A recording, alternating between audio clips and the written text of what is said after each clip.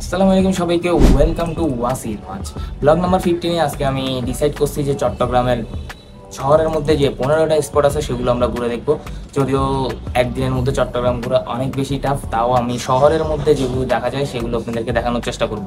তো আজকে আমরা কতটা স্পট ঘুরতে পারি একদিনের মধ্যে সেটা আমরা দেখা যাক। আর সোলেমান হাজারে বলা হয়েছিল চট্টগ্রামের সবচেয়ে বেশি জায়গা যদি আমি ঘুরে দেখাতে পারি তাহলে হচ্ছে 1000 টাকার বাজিতে আমি জিতে যাব। তাহলে চলুন দেখা যাক চ্যালেঞ্জে কে জিতে, সোলেমান হাজারি নাকি আমি। নাম্বার ওয়ানে আমাদের রয়েছে Chattogram rail station. Chattogram rail স্টেশনটি ব্রিটিশ আমলে তৈরি করা একটি দোতলা ভবন। অনেকের জানা মতে 1896 থেকে 1897 সালের মাঝামাঝি সময়ে এই স্টেশন থেকে প্রথমবারের মতো ট্রেন চলাচল শুরু হয় এবং এখনও পর্যন্ত সেই ট্রেন চলাচল এখনও অব্যাহত রয়েছে। চট্টগ্রাম রেল স্টেশনে যাওয়ার জন্য আপনাকে নিউ মার্কেট থেকে খানিকটা পথ হেঁটে গেলেই রিয়াজউদ্দিন বাজারের অপোজিটেই আপনি পেয়ে যাবেন চট্টগ্রামের রেল স্টেশন। স্টেশন রোড মসজিদ নামে একটি মসজিদের অপোজিটেই হচ্ছে আমাদের সেই ওল্ড বিল্ডিং রেল স্টেশন, যেটাকে বটতলিও বলা হয়। তালিকা 2-এ রয়েছে কর্ণফুলী নদী। চট্টগ্রামকে ডিসক্রাইব করতে গেলে যে নদী দিয়ে আপনি ডিসক্রাইব করতে হবে সেটা হচ্ছে কর্ণফুলী। কর্ণফুলী ছাড়া চট্টগ্রাম কল্পনাই করা যায় না।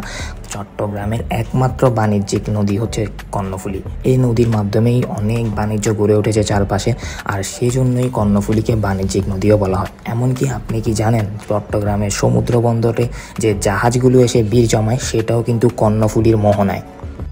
লুসাই পাহাড় থেকে প্রবহমান নদীটির দুপাশ ঘেঁষে রয়েছে অনেক বাণিজ্যিক প্রতিষ্ঠান। তাই তো কর্ণফুলীর উপর দিয়ে চলে গিয়েছে শাহ আমানত সেতু বা নতুন ব্রিজ। সেই শাহ আমানত সেতু কোত্থেকে এলো আপনার কি জানেন? সুফি সাধক শাহ আমানত থেকেই এই সেতুটির নামকরণ করা হয়েছে। চলুন তাহলে শাহ আমানত সম্পর্কে জেনে নেওয়া যাক। শাহ আমানতের যে মাজার রয়েছে ওখানে যাওয়ার পথে আমাদের চোখে পড়লো লাল দিঘি। তো লাল দিঘি সম্পর্কে আপনারা যদি জানতে চান তাহলে লাল দিঘি হচ্ছে যে এমন একটা দিঘি যেটা হচ্ছে কোর্ট বিল্ডিং অ্যান্ড কারাগার দোনোটার মাঝখানে। তাই জন্য কোর্ট বিল্ডিং আর হচ্ছে যে কারাগারকে আগে লাল বিল্ডিং বলা হতো, আর সেই লাল বিল্ডিংয়ের সুবাদেই চট্টগ্রামের এই দিঘির নামকরণ করা হয় লাল দিঘি। এখানে একটা মাঠও রয়েছে পাশে, লাল দিঘির ময়দান বলে ওইটাতে প্রতি বৈশাখ মেলার কয়েকদিন পরেই হচ্ছে ওখানে বলি খেলা হয় এবং চট্টগ্রামের বা পুরা বাংলাদেশ থেকে অনেক বলি এসে সেই খেলায় অংশগ্রহণ করে।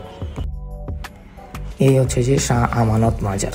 এখানেই শহীদ আছে বিশ্ববিখ্যাত সুফি সাধক শাহ আমানত, যার নামকরণ অনুসারে চট্টগ্রামের নতুন ব্রিজ এবং চট্টগ্রাম বিমানবন্দরের নামকরণ করা হয়েছে।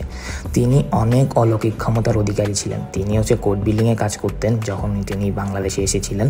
দেন হচ্ছে যে ওখানে ওনার অনেক অলৌকিক ঘটনা আছে। তার মধ্যে অন্যতম হচ্ছে একদিন হচ্ছে একটা লোক মামলা করতে এসে জানতে পারে যে তার কালকে মামলার ডেট, কিন্তু উনি হচ্ছে যে কোনো কাগজপত্রই সাথে নিয়ে আসেনি এবং ওনার কাগজপত্র আনার জন্য ওনার বাড়িতে যাইতে হবে।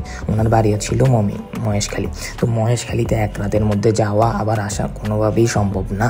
তাই জন্য উনি হচ্ছে যে অনেক বেশি টেনশনে পড়ে যায় এবং শাহ আমানতকে যখন এই কাহিনীগুলো বলে তখন উনি হচ্ছে যে ওনার যে চাদর আছে চাদরটা হচ্ছে যে বিছিয়ে দেয় এবং চাদরটা রাতারাতি মহেশখালীতে গিয়ে সেই কাগজপত্রগুলো আবার নিয়ে আসে। এছাড়াও আরও অনেক অলৌকিক ঘটনা উনি করেছিলেন। যেহেতু উনি আল্লাহর আত্মাধিক বান্দা ছিলেন সেহেতু আল্লাহ তাকে অনেক বেশি ক্ষমতা দিয়েছিল অলৌকিকভাবে। তো সেজন্যই আজকে উনি অনেক বেশি বিখ্যাত এবং উনি আল্লাহর খুব ক্লোজ বান্দাদের মধ্যে একজন হতে পেরেছিলেন। তো আমাদেরও প্রচেষ্টা থাকবে আমরাও হচ্ছে যে শাহ আমানতের মতো চরিত্রবান এবং শাহ আমানতের মতো আল্লাহ বিরু এবং আল্লাহ ওয়ালা হওয়ার চেষ্টা করি। হেদায়েতের আলোয় নিজেকে আলোকিত করতে পারার যে মহত্ব সেটা হচ্ছে যে শাহ আমানত পেয়েছিলেন। তো আমাদেরও উচিত আমরাও সেই পথে হাঁটা এবং তার মতো করে আল্লাহকে ভালোবাসা এবং আল্লাহর বিদ্যুতে নিজেকে নত করা।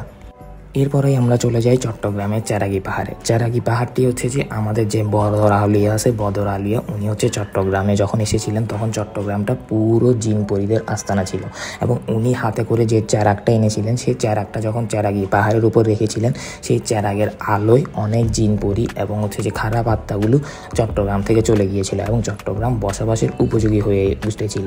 তাই জন্য যে পাহাড়ে হচ্ছে যে উনি সেই চেরাগটা রেখেছিলেন সেই পাহাড়টা এখন হচ্ছে যার পাহাড় নেই, এখন একটা হচ্ছে চত্বর হয়ে গেছে, শুধু ওই চত্বরেই পাহাড়টার যে চেরাগটা আছে ওই চেরাগটা রাখা, সেজন্য হচ্ছে এই পাহাড়ের নাম চেরাগি পাহাড়। আর এই চেরাগটা নিয়ে এসেছিল বদর আউলিয়া। তাহলে চলুন আমরা বদর আউলিয়া সম্পর্কেও একটু জেনে আসি।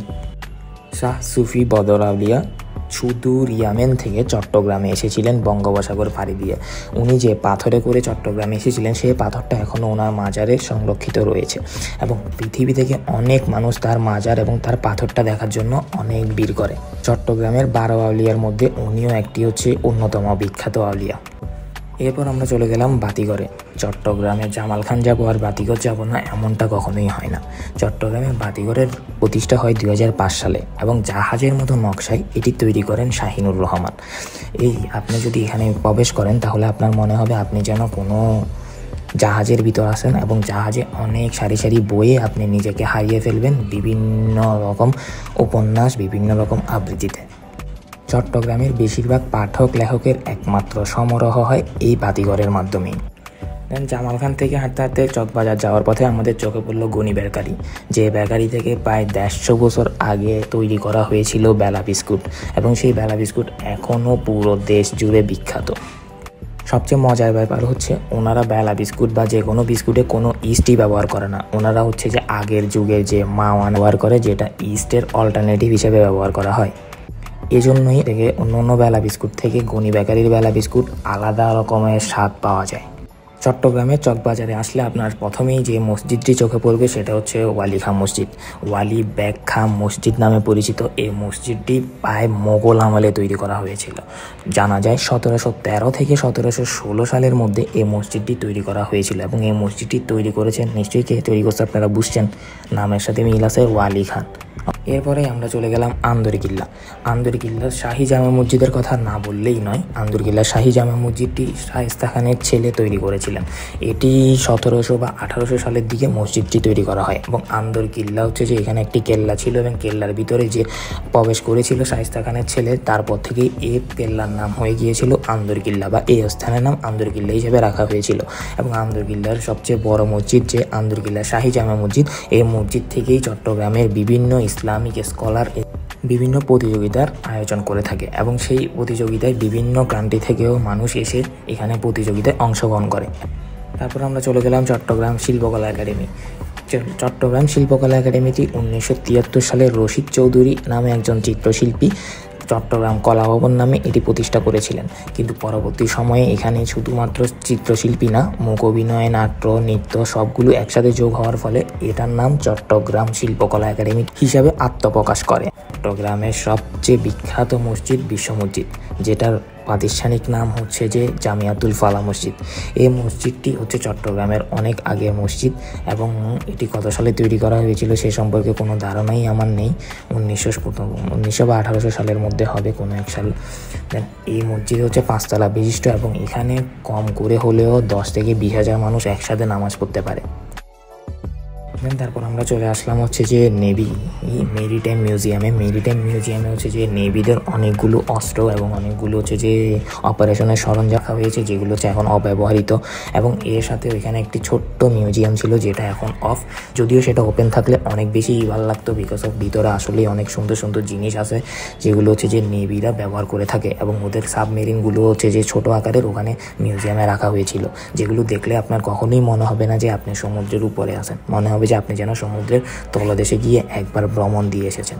কিন্তু আফসোস সেই মিউজিয়ামটি আপাতত বন্ধ, হয়তো বা সরকার পতন হয়েছে এই জন্য বন্ধ রাখা হয়েছে সামরিকভাবে। পরবর্তী কোনো এক সময় যখন এটা খুলবে তখন হচ্ছে যে আমি পুরো একটা ভিডিও নিয়ে আসবো মেরিটাইম মিউজিয়াম নিয়ে। আপনি যদি প্রাণ ভরে নিঃশ্বাস নিতে চান তাহলে চট্টগ্রামের সবচেয়ে সুন্দর জায়গা সিআরবিতে যেতে হবে। চট্টগ্রামের সবচেয়ে সুন্দর জায়গা সিআরবিতে রয়েছে অসংখ্য গাছপালা এবং আড্ডা দেওয়ার জন্য সবচেয়ে ফেভারিট একটা মুভমেন্ট। সেই এনভায়রনমেন্টে যদি আপনি গিয়ে নিজেকে একবার মিলিয়ে ধরতে পারেন তাহলে আপনি বুঝবেন যে নিঃশ্বাস নেওয়া কতটা ইজি এবং শহরের মাঝে থেকে এত কাঞ্চল কোলাহল থেকে খানিকটা দূরে গিয়ে নির্জনে আপনি শান্তিমতো কয়েকটা নিঃশ্বাস নিতে পারবেন। সেটাই হচ্ছে চট্টগ্রামের সিআরবি। চট্টগ্রামের ফুসফুস খ্যাত এই সিআরবিটি চট্টগ্রাম রেলের সম্পত্তি, তাই জন্য এখানে এখন পর্যন্ত কোনো প্রতিষ্ঠানই এমন একটা গড়ে ওঠেনি এবং আপনি ওখানে গেলে দেখতে পারবেন অনেক মানুষ ওখানে হচ্ছে যে আড্ডা দিতে যায়। প্রাণ ভরে নিঃশ্বাস নেওয়ার অংশটুকু এখনও বিদ্যমান রয়েছে সেই সিআরবিতে। আজও চট্টগ্রামের মানুষ একটু ছুটি পেলেই শান্তিমতো নিঃশ্বাস নিতে ছুটে চলে যায় সিআরবির প্রাঙ্গণে। আমাদের আজকের 15 নম্বর স্পটটি হচ্ছে বোট ক্লাব। বিমানবন্দর রোড দিয়ে যাওয়ার সময় এটি আপনার চোখে পড়বে। অ্যান্ড এটা হচ্ছে এমন একটা মনোরম পরিবেশ যেটাতে গেলে আপনার মন ও প্রশান্ত হয়ে উঠবে। এক পাশে কর্ণফুলী নদী, আরেক পাশে আকাশের উপর দিয়ে অনেকগুলো বিমান আসা যাওয়াতে আপনার মন যেন বলে উঠবে, আহা আমি আকাশে উঠতে চাই। আর এরই মাঝে আমি শেষ করলাম আমার ব্লগ নাম্বার 15। কি হাজারি ভাই, 1000 টাকার বাজিতে তো আমি জিতে গেলাম, এখন কি করবেন? টাটা বাই বাই সবাইকে, দেখা হবে অন্য কোনো ব্লগে অন্য কোথাও। আল্লাহ হাফেজ।